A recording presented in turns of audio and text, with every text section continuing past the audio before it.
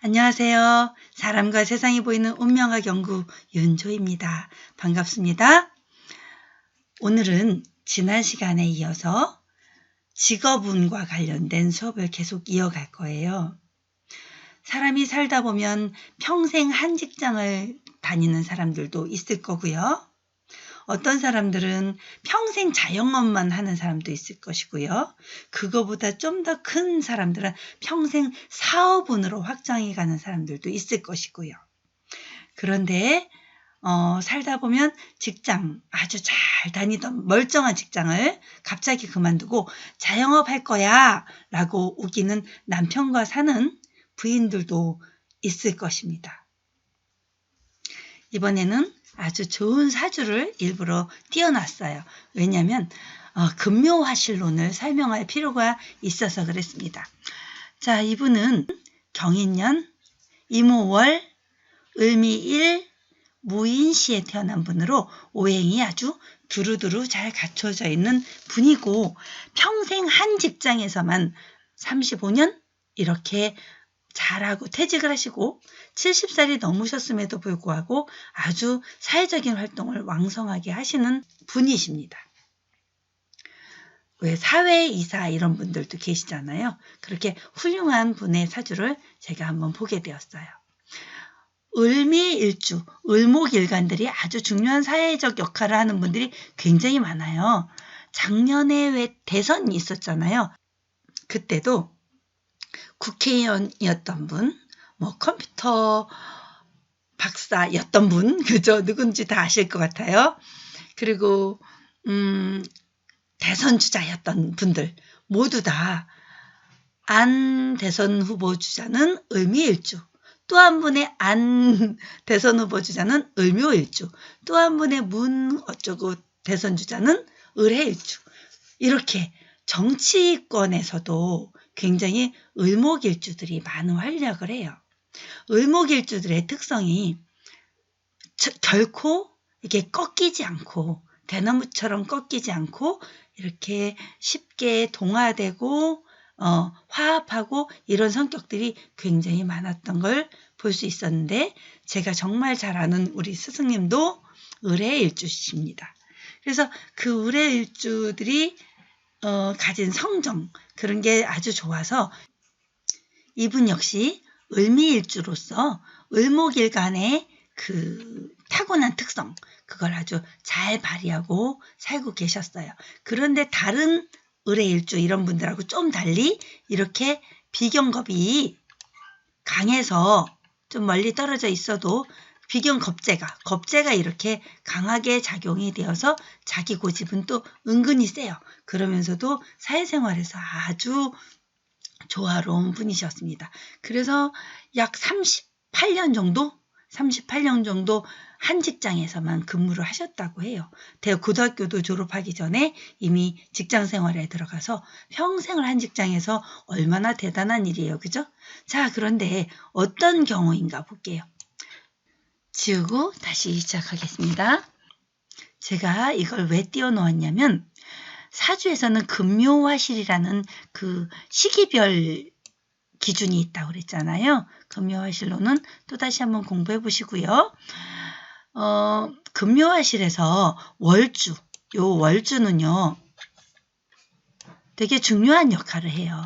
월주가 어쩌면 가장 중요할 수도 있어요. 내가 어디에서 태어났느냐 육친론적으로 보면 부모와 형제를 의미하거든요. 그러니까 어떤 환경을 나에게 지배할 수 있는지 보여주게 되잖아요. 그런데 육친론적인 거 말고 사회론적인 부분으로서는 이걸 직장운으로 봅니다. 굉장히 중요해요. 이 부분 직장운을 보는 아주 중요한 자리예요. 이 직장운이 바로 나의 사회 환경이거든요. 사회 환경이다 보니까 이 어떤 환경에서 내가 지내게 되는지 지난번에 관성운을 가진 분은 계속해서 나를 치게 되는 이런 관격을 가진 그런 사람들은 어떻다고 그랬어요? 특히 평관격을 가진 사람들은 군대, 검찰, 검경찰 이렇게 해서 거기서 활동을 해야 하면 좋다고 했었잖아요. 이분은 식신을 가지고 있었어요. 근데 여기에 투간되어 있는 게 없죠. 투간되어 있는 게 없어서 식신격을 이루지는 못했지만 그래도 월지가 이렇게 정인과 식신이다 보니 타고나게 부지런했던 분이에요. 자, 그런데 중요한 자료예요. 월주를 잘 보아라. 월주를 잘 보아라. 두 번째, 월주가, 특히 월지가 합 또는 형, 빨리 쓰게, 합형충파해. 잘 아시니까 그냥 넘어가야겠다. 그죠? 합형충파해를 쓰면, 이렇게 마우스로 글씨를 쓰면 이렇게 돼요. 이해해 주세요. 합형충파해를 맞는 그 대운에 직업운의 변화를 갖게 됩니다. 지지의 그런 작용이 굉장히 중요해지는 시기예요. 그런데 이분 보면 굉장히 특이한 일 있죠. 요때 인옷을 화국을 이루죠. 그리고 좌우충을 맞는 시기가 바로 요때네요. 그죠? 53세 이미 퇴직할 때 다 됐어요. 이분이 아마 58세 이쯤에 퇴직을 하시지 않았을까요? 그 공기업이 그렇지 않나요? 자, 요때 아니면 62세 사이에 58세에서 62세 사이에 퇴직을 하게 되는 그 아주 늦게 나의 월지를 충하는 합형충파해 중에서 충이 가장 큰 역할을 해주겠죠. 그죠? 인옷을 화국 요때는 어떤 일이 있었을까요? 40세 초반? 이때 와, 신기하게도 일본으로 아주 큰 역할을 맡아서 일본에 가서 몇 년의 공직 생활을 하게 됩니다. 중요한 그런 역할을 하게 되고 이렇게 직업궁을 보는 것이 중요해요. 자, 직장운은 무엇을 봐라? 월주의 직업궁을 보아라. 두 번째는 합형충파의 그 관계도를 보아라. 자, 이걸 먼저 전제로 두고요. 전제로 먼저 두고 이런 경우 꼭 있다. 그죠? 신강사주인 경우에 사람이 있어요. 신강신약은 또 따로 공부하셔야 돼요. 되게 제가 해놓은 강의를 보시면 돼요. 신강사주인데 그럴 때 관성이 용신이기가 참 어렵거든요. 신강사주는 이미 관성과 재성과 식신이 굉장히 잘 갖춰져 있을 때 신강사주가 주로 많아요. 근데 관성이 특별히 없는 경우나 이런 경우 용신인데 갑자기 운에서 상관운이 오는 거예요. 이럴 때 관성이 용신이어서 직장 잘 다니다 말고 갑자기 관성이 파를 당하는 거죠. 상관이 관을 극하게 되는 거죠. 그러니까 극하니까 그 자리에 못 있겠는 거예요. 직장을 나와서 나 자영업해야지 하고 일을 시작합니다.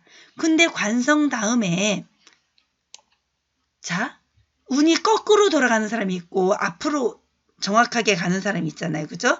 음간이냐 양간이냐 요거에 따라 또 달라지는데 재성운이 예를 들어서 재성운이 받쳐서 오고 식상운이 바로 받쳐서 오면서 그게 나에게 용신이에요. 그게 용신일 때는요. 바로 자영업을 해도 성공을 하는 때가 됩니다. 그런데 재성과 식상이 나에게 그렇지 않아도 재다신약 정도? 이런 경우라면 성공하기가 재성을 내 걸로 취하기가 어렵겠죠. 하긴 재다신약은 관성도 만만치 않아가지고 쉽진 않았겠네요. 그죠? 그런 건 사주 하나하나 잘 봐야만 합니다. 일반적인 이론을 지금 설명할 뿐이지 실제 임상에서는 절대 한두 가지로 볼 수 없어요. 자, 뭐야 이렇게 생각하지 마시고 이런 경우 한번 또 보세요. 이런 경우 꼭 있다. 두 번째입니다. 이번에는 신약사주인데요. 신약사주면 용신이 굉장히 필요해요. 그때 용신이 뭐냐면 인성이 바로 용신이 됩니다. 인성이 용신인데 재성운이 왔어요. 그나마 있지도 않은 인성이 하나 달랑 있는데 자, 사주 원국에 자, 이렇게 사주 빨리 그려야겠다.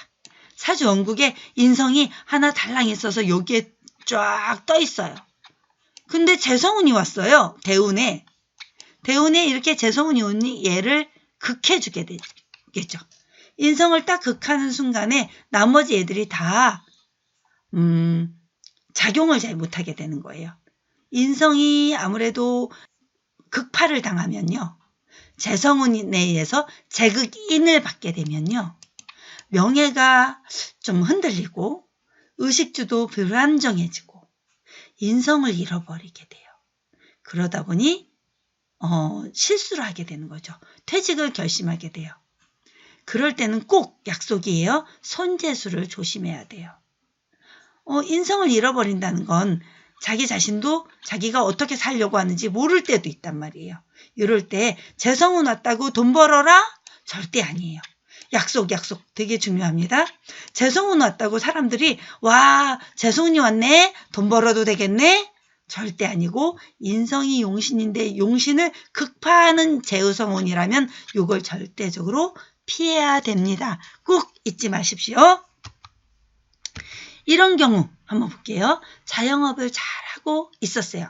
직장 잘 나와서 자영업 예를 들어 재성운과 식상운이 용신이 되어서 잘 따라와줘서 잘 받쳐줬는데 갑자기 자영업이 또 어려운 사람들은 어떤 경우일까요? 쉽지 않아요. 타고나야 돼요. 그럼 직장으로 다시 가고 싶어요. 젊은 친구들도 많이 그렇게 될 거예요. 이럴 때 자영업 하다가 쉽지 않아서 직장으로 가고 싶을 때 언제 갈까요? 묻는다면 한번 볼게요.